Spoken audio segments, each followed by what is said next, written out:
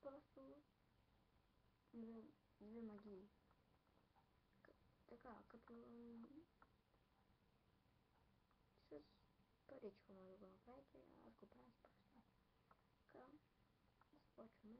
Значи, ето, тук имаме един пръстен. Нали? Оп, няма. Нали го вземаме? Нали е тук? Нали? Тук е? Абракадабра да си назва.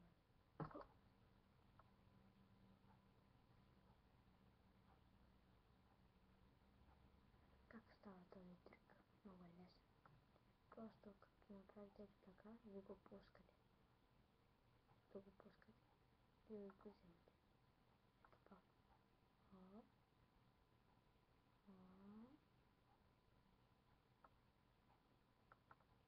Така. Оп. И стискате. И те мислят, че е в тази ръка, но тя е в тази. Като направите хоп, ето така. Тук я няма, ето тук. Добре. Ето тук. Ето ще го сложа на вас.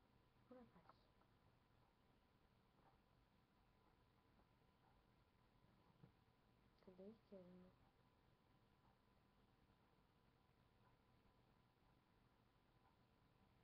Така. 3, 2, 1. Хоп. Ето го.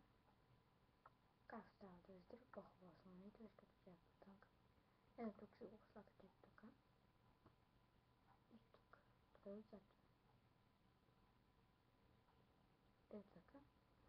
Когато направите така, и отзад ето така го вземате и го показвате на хората. Това беше за мен от мен. За сега, чао! Пишете коментари, дайте една ръчичка нагоре, гледайте клипчета, пишете надолу в страницата, там. Пишете и се забавлявайте. Чао от мен.